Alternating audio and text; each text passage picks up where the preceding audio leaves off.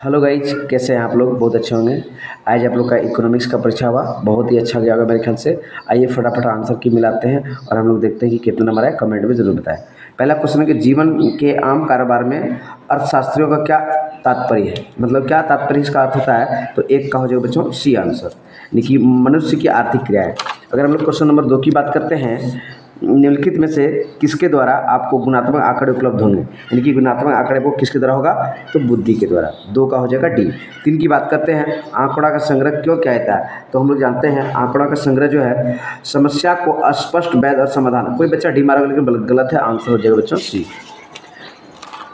4 number question की अगर बात करते हैं हम लोग, आंकड़ा संग्रह की निम्न विधियों में से किस विधि को उत्तरदाता को प्रभावित करने में संभावना रहती है, माने किस विधि को जो है सबसे इंपॉर्टेंट है, यानी कि कौन सा रोल।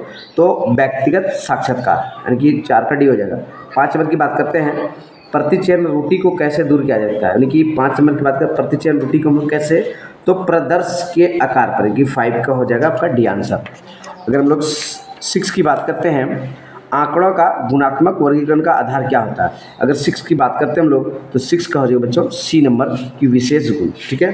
7 नंबर की हम लोग बात करते हैं, अपकृष्कृत आंकड़ों के संबंध में निम्न कथन में से कौन सा कथन का चयन कीजिए। कौन सा कथन हमारा क्या है, सही है। तो हम लोग 7 की बात करते हैं, तो इसका हो जाएगा सी, अपकृष्ट आंकड़े अव्यवस्थित होते हैं। ठीक है। क्वेश्चन नंबर 8 की बात करते हैं, 8 की अगर हम लोग बात करते हैं, तो निम्नलिखित में से सतत चर का उदाहरण कौन सा है। अगर हम लोग क्वेश्चन नंबर 8 की बात करते हैं, तो 8 का हो जाएगा एक व्यक्तिगत की वार्षिक आय। क्वेश्चन नंबर 9 की बात करते हैं, चरम पदों की उपस्थिति में कौन सा औसत सर्वाधिक प्रभावी होता है। अगर क्वेश्चन नंबर 10 की बात करते हैं, सबसे इंपॉर्टेंट जो होता है वो समांतर माध्य होता है। हम लोग जानते हैं माध्य माध्य बहुलक, हम लोग पढ़े भी है, कई बार हम लोग देखे भी हैं। क्वेश्चन नंबर हम लोग ये हम लोग का 10th है ना, 10th हम लोग का 10th हो गया। 11 की बात करते हैं, 11 की बात करते हैं, ठीक ये 9 था ना, 9 अच्छा 10 यहाँ पे है। दंड आलेख होते हैं, दंड आलेख क्या होता है, तो ये 1 डायमेंशनल होते हैं, एक बी में होते हैं। 11 की बात करते हैं, निम्नलिखित में किस आरेख को संचयी बारंबारता वक्र के नाम से जानता है। तो हम लोग 11 की बात करते हैं, संचयी बारंबारता त्वरण को कहते हैं, 11 का डी।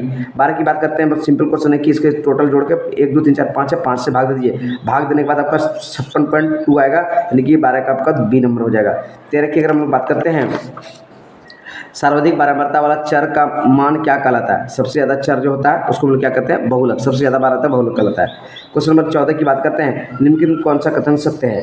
क्वेश्चन नंबर 14 की बात करते हैं, कौन सा कथन सही है। तो चतुर्थक दिए गए आंकड़ों को 4 बराबर भागों में विभाजित करता है, बिल्कुल सही क्वेश्चन ये कह रहा है। क्वेश्चन नंबर हम लोग 15 की बात करते हैं, यदि 2 चर के बीच सहसंबंध गुणात्मक +1 है तो चारों ओर कैसा संबंध होगा।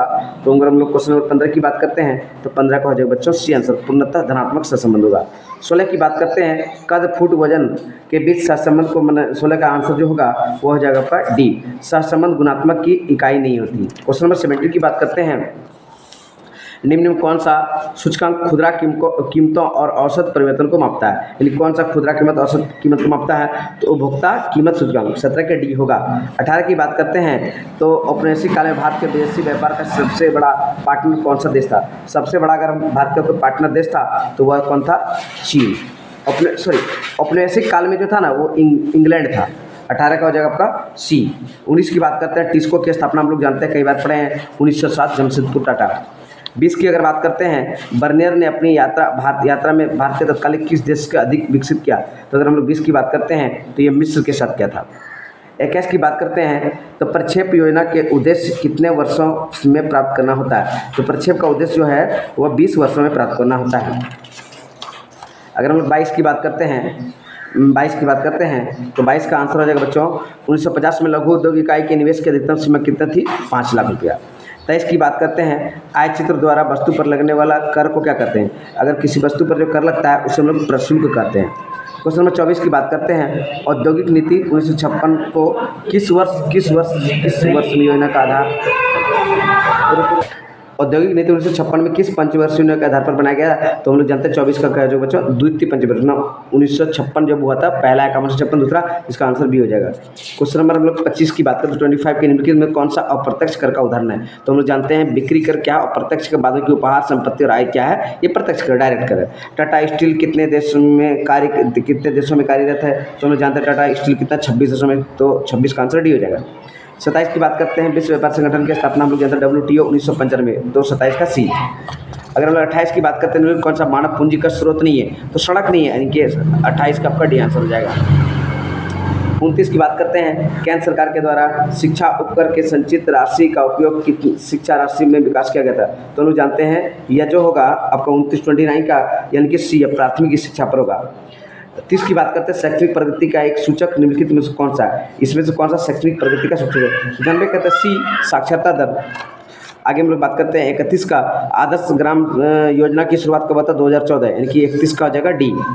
हम लोग एशिया का सबसे बड़ा औपनिवेशिक बैंक हम लोग जानते हैं SBI पूरा। 32 का ए SBI state bank of India. 32 की बात करते हैं, निम्नलिखित में कौन सा क्रिया बागवानी कहते हैं? चाय, तुम लोग जानते हैं चाय का खेती करना, केला का बागवानी, यानी कि इसका चाय का उत्पादन करना। 34 की अगर हम लोग बात करते हैं, निम्नलिखित कौन सा स्वनियोजित नहीं है? भाई स्वनियोजित नहीं, अपने खुद से नहीं कर रहा है, तो फेरी वाला सब है, ब्यूटी पार्लर है, सब दुकान है, बट ये सरकारी बस का ड्राइवर और सरकार के अंडर काम करती है। 36 की बात करते हैं, 35 की बात करते हैं, निम्नलिखित किस व्यक्ति को दिहाड़ी मजदूर कार्य? दिहाड़ी मतलब रोज का मजदूरी रोज का कौन होगा? सरकारी स्कूल से कोई नहीं होगा, यानी कि रोज का मजदूर कौन है? जो कोई भवन का निर्माण में काम करता है, ठीक है। 36 की बात करते हैं, निम्नलिखित किस साधन को ऊर्जा का सर्वाधिक बचत, किसमें आप इलेक्ट्रिसिटी बल्ब को ज़्यादा बचा सकते हैं? तो LED होगा आपका। 36 का बी हो जाएगा आपका। 37 की बात करते हैं, तो धारणीय विकास के लिए निम्नलिखित में कौन सा उपाय अपनाया जा सकता है? तो धारणीय विकास के लिए हम लोग सबसे ज़्यादा जो ऊर्जा को बचा सकते हैं वो सौर ऊर्जा का उपयोग करके, यानी कि 37 का सी।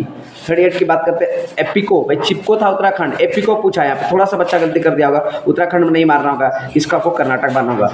आइए हम लोग 39 की बात करते हैं। 39 का है कि ग्रेट लीप फॉरवर्ड अभियान किस देश में? ग्रेट लीप फॉरवर्ड चीन में हुआ था। और हम लोग जानते हैं क्वेश्चन नंबर 40, निम्नलिखित किस देश में प्रजनन दर सर्वाधिक? जानवे करते हैं सबसे ज़्यादा बच्चा पैदा करने में कौन सा देश आगे? तो वो है आपका पाकिस्तान। यहाँ पे जनसंख्या पूछता था आपको चीन होता, लेकिन Pakistan. Thank you for watching my video. आपको मेरा वीडियो अच्छा लगे तो जरूर कमेंट शेयर लाइक कीजिएगा, और आप फटाफट बताइए कि आपका आंसर कितना आ रहा है। Thank you.